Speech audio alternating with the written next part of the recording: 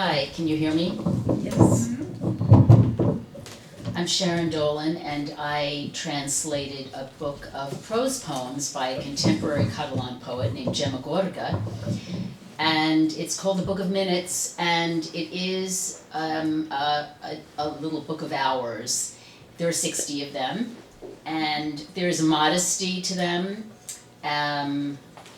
They are meditative, there's a sense of prayer, there's a sense of the vision and visionary about them, and light is also very crucial to them. And I'm going to read a few of them to you. They go by rather quickly, but they really are meant for you to meditate on. Okay. This is number 1. We sat around the table. Sometimes there were 13 of us, sharing the light breaking through our fingers, as thin as unleavened bread.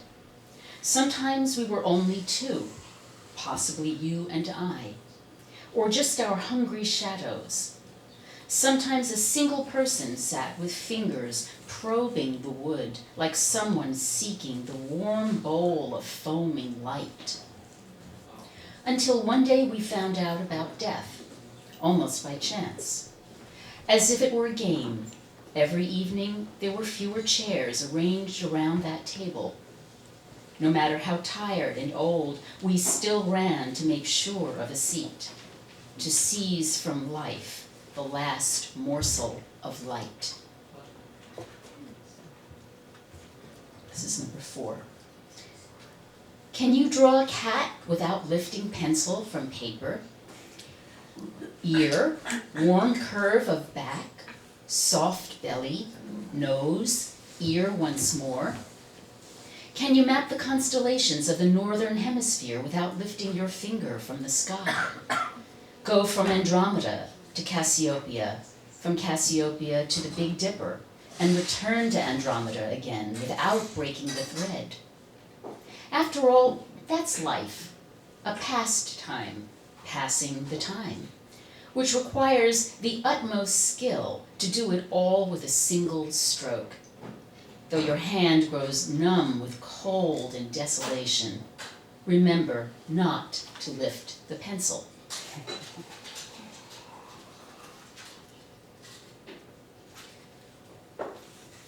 Nine. You'll see some of these are this big. And light keeps coming back. Every night when I turn off the light, the heavy glass of consciousness is spilled, and the world ends with me. In the dark, I pray God hurries to invent a circular book, a book that links the end to the beginning, a book that promises a new Genesis after each apocalypse.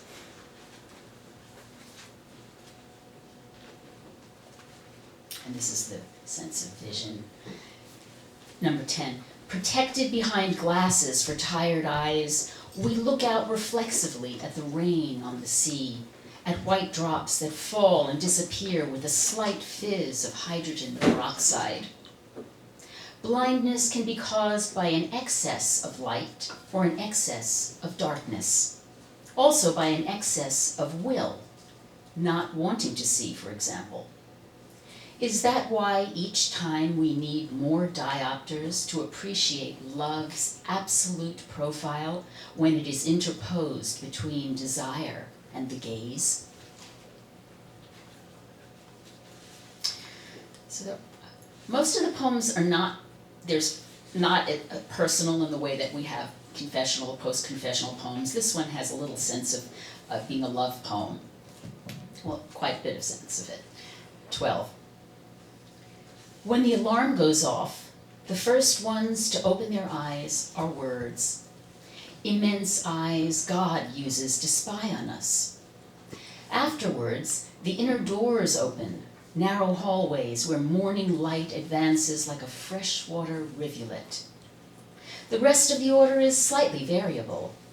Now I cannot tell whether petals or bells open first, whether my love for you or your love for me opens first. Sweet synchronicity of awakening together. Sooner or later, everything alive will open.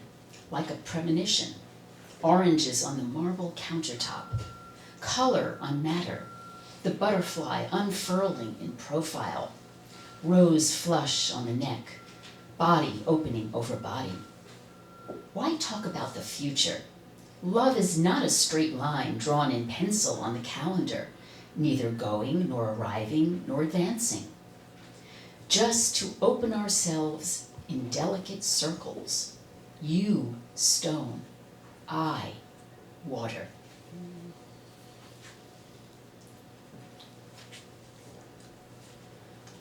That's one of my favorites, very metaphysical. 13. They weighed the body a few minutes before death.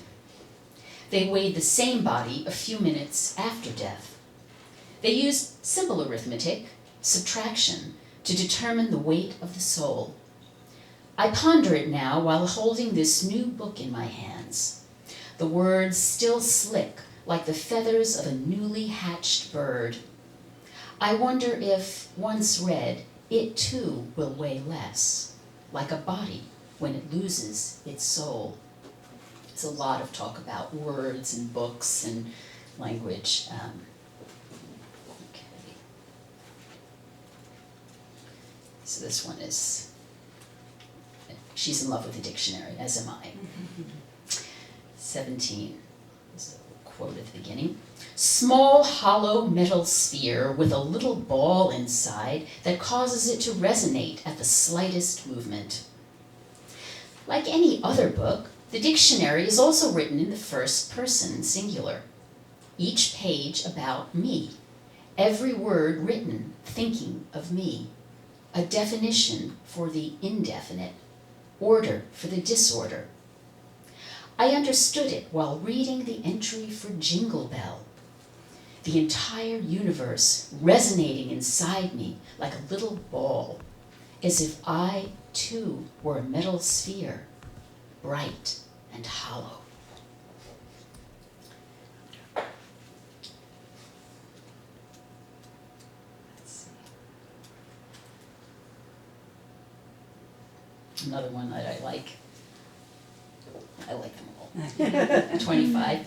It could be just this. It could be God goes around pouring salt into human beings, trying to determine their saturation point, the line above which they can no longer tolerate any more pain, and they precipitate to the bottom of the container, suddenly heavy as a sandbag. It could be it happened just like this.